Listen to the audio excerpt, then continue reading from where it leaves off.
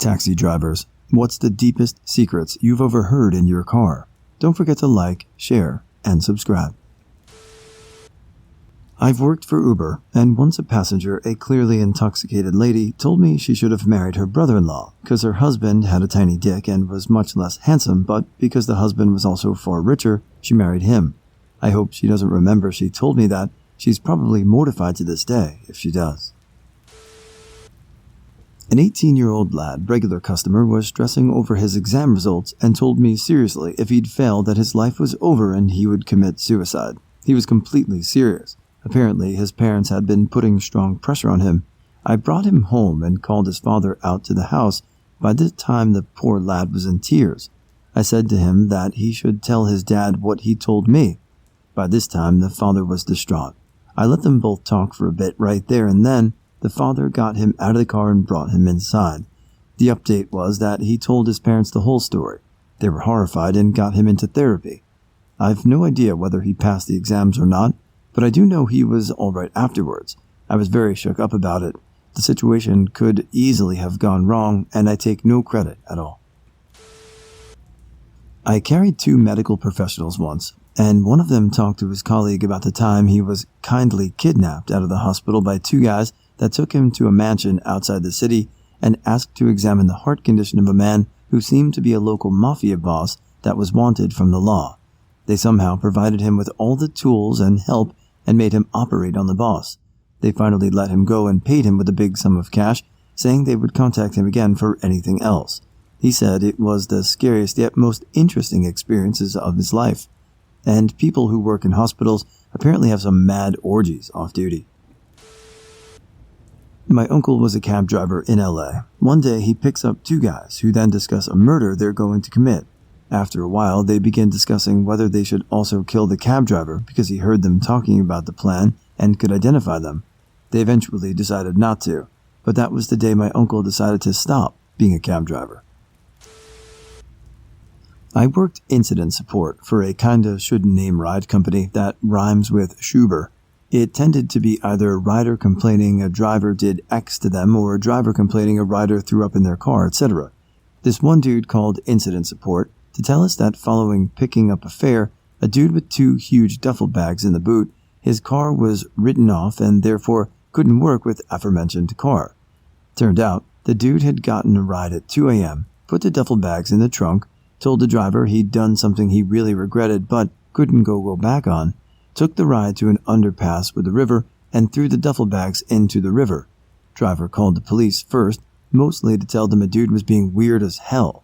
After a brief search of the river for the bags, the police found rider's murdered, cut-up girlfriend in the bags. The smell was so bad in the car that the cleaning crew couldn't remove the smell of stains after the police forensics exam. The insurance company wrote off the car. Uber driver. I pick up a dude from a strip club, a well-known local celebrity. His drop-off is an affluent neighborhood in the foothills. As I pull into the driveway, a half-naked middle-aged woman in lingerie is standing by the garage. He says, "This is close enough." So I stop about 20 yards from the woman. She cracks a whip and points to the ground at her feet. This dude gets out and on hands and knees in his Armani suit starts crawling towards her. She cracks the whip again and points at me. "You're next." Nice. Driving a fare to the airport. Hit a large piece of black ice. Cab skidded, hit a guardrail, careened off another car that had flipped, white-knuckled the shit out of it, skidded safely into the berm. Called my buddy to come get me. Took the fare to the airport. While we were going to the airport, the fare asked me why was driving a cab. I told him I was saving up for a car. I was 22 and broke. Handed me his card and told me to call him tomorrow. I did. Fare was fleet manager for Hertz. Sold me a used rental car for peanuts. Side note, my son drives it while at college. Thank you, Mr. Vance. Disabled person, so get a lot of taxis. Some regulars into work. Got close. One driver told me to keep secret that he was dying with cancer. Kept blacking out with the pain and meds and half convinced he should get it over with and swerve into oncoming traffic. He was very erratic in his driving and looked pretty ill. Nice guy though, so didn't snitch, and he regularly drove me. I was young and therefore immortal. When a girl told me she taunted her gay longtime friend to try out having straight sex with her just to find out the difference, as she herself is bisexual, the guy finally gave in and liked it. They did so one more time and that's it. Sad part is that she just found out the guy is now going out with her best friend and is now swearing to be straight. She regrets having converted him to straight and now doesn't know whether she's jealous of them or truly in love with him. Asked for my advice on how to break them up without being judged. I used to drive for Uber for about a year, never had any crazy secrets. The craziest ride I had was after this kid who in his late teens and needed a ride on Thanksgiving evening after he got beat up by his dad and brother. His dad came out of the house and stood in front of the car. I backed out of there with the kid and took him an hour and a half away from there to his girlfriend's house. I felt bad for the kid. Apparently he was trying to reconnect with his estranged family and apparently didn't work out. I'm just glad I could get him to a safe place. Other than that, the main things I dealt with were a lot of drunk people leaving bars. I worked a late shift on weekends when people were out partying. I saw so many bachelor and bachelorette parties. I would get offers to come smoke weed, do lines, go watch strippers at bachelor parties, offers of booze, flirting, etc. Never took up any of those offers, as I was out there in a professional setting to make money. I did enjoy hearing about people's lives and talking to them for a while, and it made me feel good that I could provide a safe ride for people and help to keep some drunk drivers off the road. There was a lady I picked up at like 4 a.m., and she was obviously desperately seeking something. The trip was over an hour and a half away, and I could tell she was hurting physically. Sniffles and cringing that were synonymous with opioid withdrawals. She was quiet the first 45 minutes, but texting often. A phone call occurred where she was arguing with someone who didn't want her to go to this destination. She kept saying she would be fine. I asked out of concern if she was okay, and she spilled the beans. The call was from her girlfriend, who didn't want her to go to this house in a fancy area to meet up with some dudes who wanted her to come over to hang out in exchange for pills. Her girlfriend was convinced she was going to be raped. I told her that I'd been in a similar situation with pills when I was younger, and that cannabis helped, and that in a few more days she would be free of the whole thing. She cried and cried.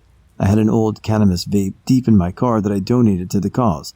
It worked, and she chilled out, and let her know if she canceled, I would return her to her pickup location since I had to go back to that area anyway.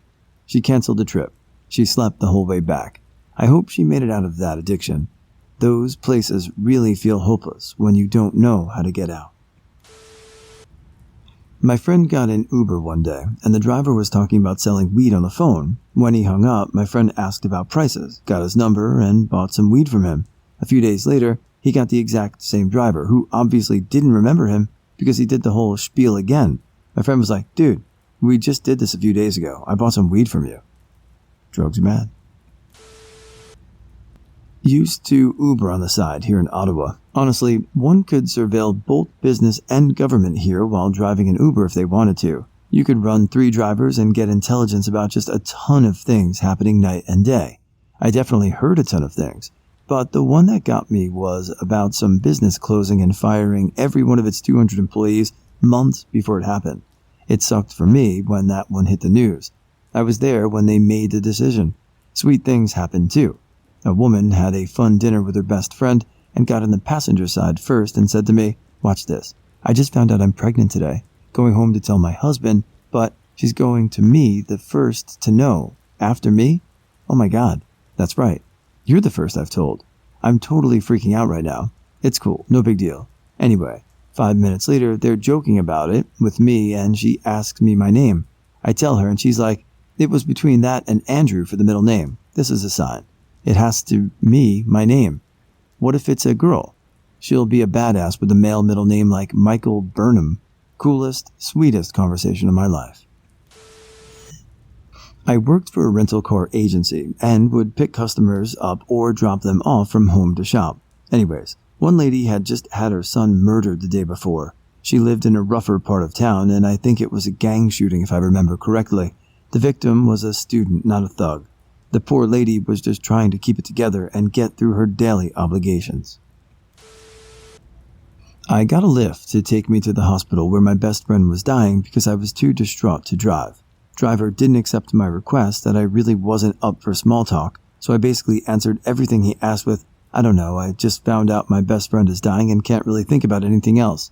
We were almost to our destination when the driver pulled into the wrong lane against oncoming traffic. I screamed a lot. Miraculously, we didn't get into a collision. It took 6 months for Lyft to refund my fare. I had so many jobs. I was a dishwasher, waiter, and cook, laborer and bricklayer, mechanic's assistant, a typical handyman. But now I want to tell you about when I was a taxi driver. One day, a young man approached me and said, "Hey driver, step on the gas. So long without seeing her, I can't take it anymore. Pull over, please. I'm going to buy flowers for my love." And I went driving in his command, and him singing, whistling with his flowers. As soon as we arrived at the address, he told me to wait for him and ran in to look for her. After a few minutes, that lion that I was carrying as a passenger came back, turned into the smallest mouse, and he told me, "Hey driver, go again. I made a mistake. This isn't the street." "Tell me where." "Far from here. Go without asking." And I went driving, him crying with his flowers. I continued driving, and he was throwing away pretty flowers. Not so great. I wasn't a full-time Uber driver either, just on my way to work, 1.5-hour drive, and it'd pay for gas, lol. Usually dropping people off at the airport and picking them up 99% of the time. Anyway, last time I did it, I left the other city late, and I picked up a few girls that were already drunk.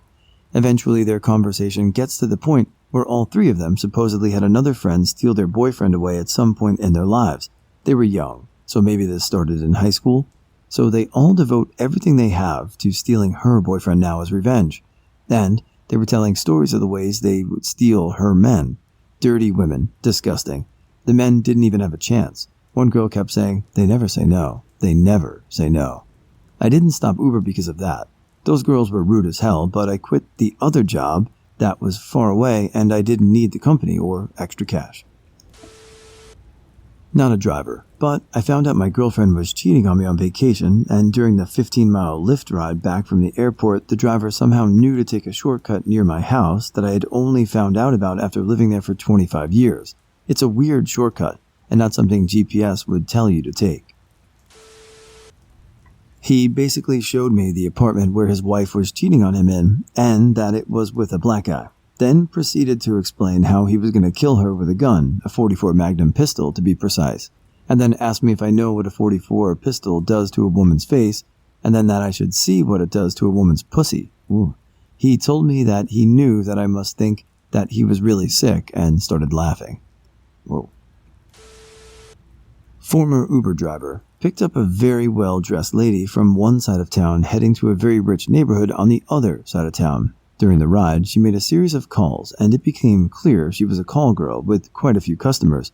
It also became clear I was delivering her to her biggest client, an accident and injury attorney known for extremely extensive advertising in my local area. Anybody around here would know his name, and he was supposed to be married in the whole family man type. Ah, well, my passenger indicated otherwise. His house was a very nice mansion. Law must pay well. I picked up a regular fare, a blind couple. They didn't live together. He lived about 3 miles further on, so I'd pick them both and their dogs up from town, then drop her at home and take him on. This one day, her daughter is with them. When we arrive at her house, I hop out and get the door. As I'm helping her out, he holds back and shares a little embrace with her daughter, kissing and whispering to each other. Daughter gets out of the cab. Her mother kind of looks like she knows what is happening, and I jump back in and take this guy home. I didn't say a word. I was in disbelief. This guy wasn't exactly a looker. He was overweight, poorly dressed, smelt funny, and was fucking blind. Yet he was getting twice as much pee as I was, completely in shock. I did rideshare a few years back following an injury. I had some interesting fares I wish I had recorded. I usually work nights until 4 to 5 a.m. One night was going particularly well, so I worked till noon. Picked up a man who always eagerly addressed me as "Yo pendejo, hey motherfucker." He had the same demeanor as a guy I called the police on for cutting up and attempting to resell candy bars in foil at a strip mall, and genuinely thought this was okay. So I was expecting flawed logic with whatever the rider brought up. He started gleefully telling me about his crazy girlfriend who took his rent money, so in revenge, because he could never hit a woman, he dog-napped her puppy. And when she responded that she didn't have the money, He skinned it and left it in her bedroom, and thence took her cat, and we reached his drop-off, 3 blocks from the literal edge of town. My favorite was this guy I picked up at 1 a.m. who looked like rough ends back then. Drove him 10 miles. The whole time this guy was on his phone, performing the unbelievably smoothest breakup you can imagine. I could hear his girl crying on the other end, and yet he pulled it off in stride. I was impressed. I got in a taxi around 15 years ago with my best mate, and we were so drunk. We were having a laugh with the driver and told him like so many secrets. Who we were dating, mischief we'd got up to in clubs, stuff we did at work. Well, you get the drill. Nothing bad, just silly 18-year-olds. The driver was so chatty and kept encouraging us.